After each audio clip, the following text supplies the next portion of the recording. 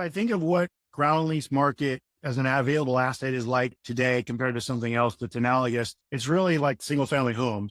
It used to be families that had enough income could buy a house and rent it out and make some extra money, but you really couldn't invest as a passive investor in a portfolio of single family houses and get the benefits of that. And over the last 10 years or so, that's changed. There's been a whole bunch of very successful platforms that have first bought a whole bunch of single family homes. This kind of happened coming out of the global financial crisis, where people would buy hundreds or thousands of homes and then said, okay, now retail investors can invest in our housing platform.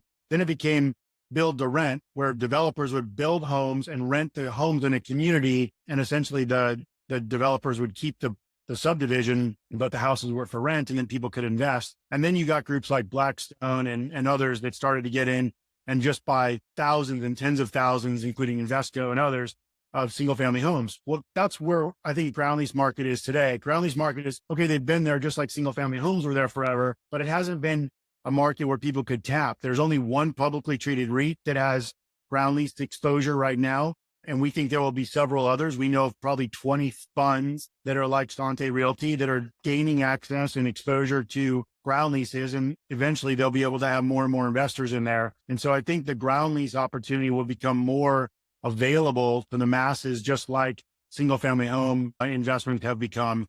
But I think that'll take a few years, and it will take people initially saying, like, where are the innovators and how can I get access to this great opportunity? Hopefully Sante will be one of those leaders for the masses here coming soon.